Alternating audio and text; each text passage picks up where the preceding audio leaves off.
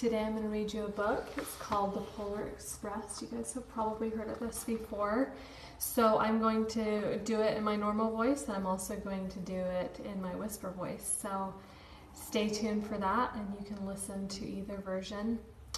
Sometimes people like to listen to whispering, and you can do research on ASMR and how it's comforting and relaxing. So this book I got from my mom years ago.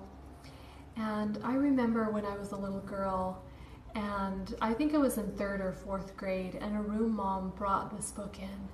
And even though I'd heard it before, something about that really resonated with me.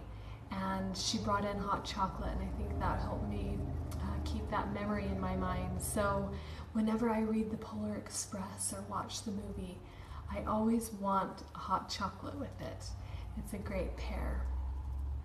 So I'm going to turn the camera angle so that you guys can see the pages and the story, but I wanted to share a little bit at the beginning of this video so you can know how nostalgic this book can be.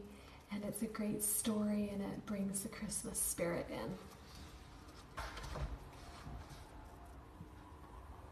On Christmas Eve many years ago, I lay quietly in my bed. I did not rustle the sheets. I breathed slowly and silently. I was listening for a sound a friend had told me I'd never hear, the ringing bells of Santa's sleigh.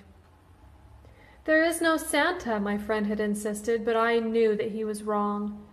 Late that night I did hear sounds, though not a ringing bells, but from outside came the sounds of hissing steam and squeaking metal.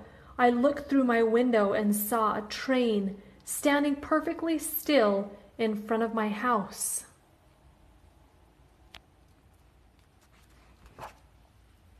It was wrapped in an apron of steam. Snowflakes fell lightly around it.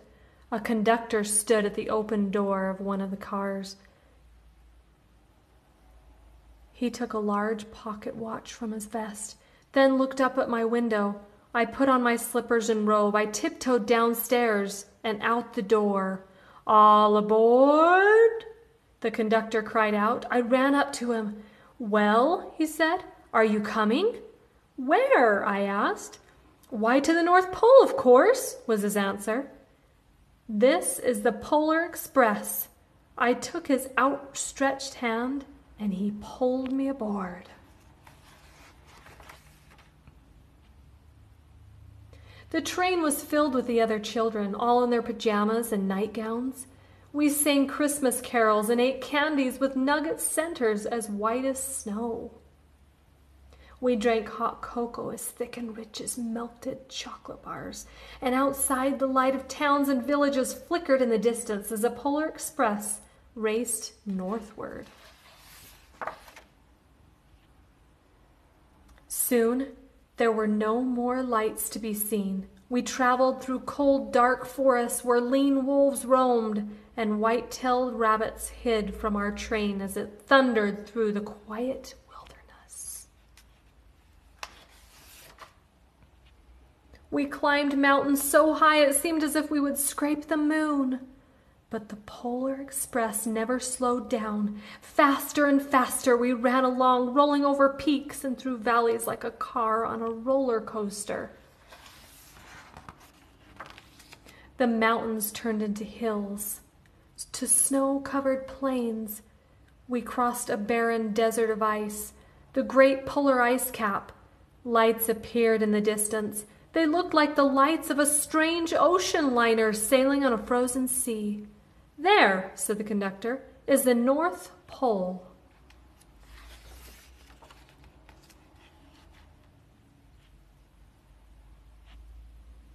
The North Pole. It was a huge city standing alone at the top of the world, filled with factories where every Christmas toy was made.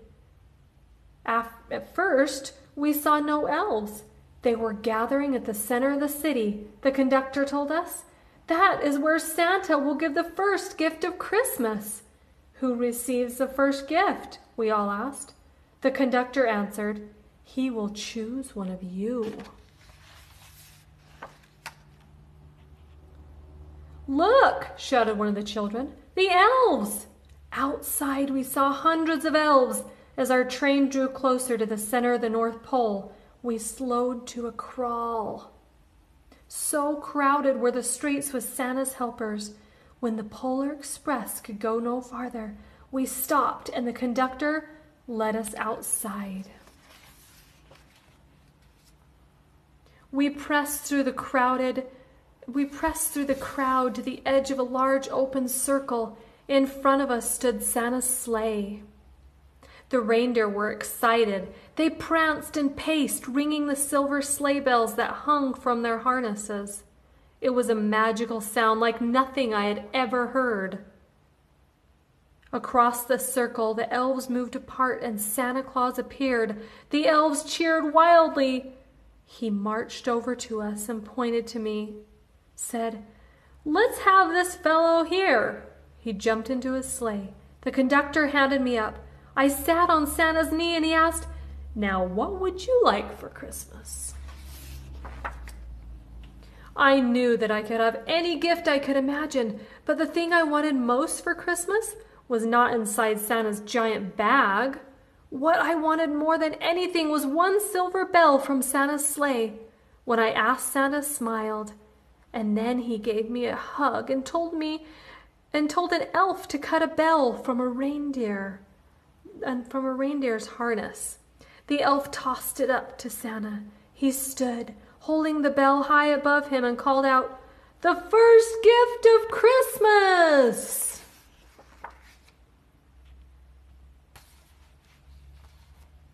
A clock struck midnight as the elves roared their approval. Santa handed the bell to me and put it in my bathrobe pocket. The conductor helped me down from the sleigh. Santa shouted out the reindeers' names and cracked his whip. His team charged forward and climbed into the air. Santa circled once above us, and then he disappeared in the cold, dark polar sky.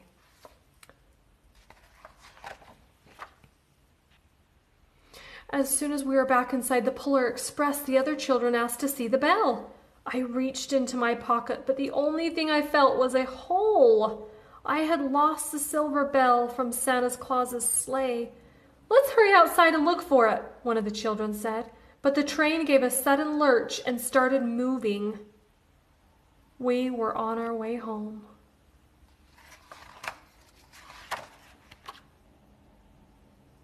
It broke my heart to lose the bell. When the train reached my house, I sadly left the other children. I stood at my doorway and waved goodbye. The conductor said something from the moving train, but I couldn't hear him. "What?" I yelled out. He cupped his hands around his mouth. "Merry Christmas!" he shouted. The Polar Express let out a loud blast from the whistle and sped away. On Christmas morning, my little sister Sarah and I opened our presents. When it looked as if everything had been unwrapped, Sarah found one last small box behind the tree. It had my name on it. Inside was the silver bell. There was a note. "Found this on the seat of my sleigh. Fix that hole in your pocket. Signed, Mr. C." I shook the bell. It made the most beautiful sound my sister and I had ever heard. But my mother said, "Oh, that's too bad." "Yes," said my father, "it's broken."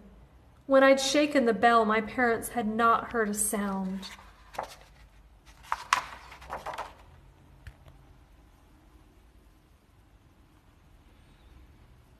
At one time, most of my friends could hear the bell, but as years passed, it fell silent for all of them. Even Sarah found one Christmas that she could no longer hear its sweet sound. Though I've grown old, the bell still rings for me, as it does for all who truly believe.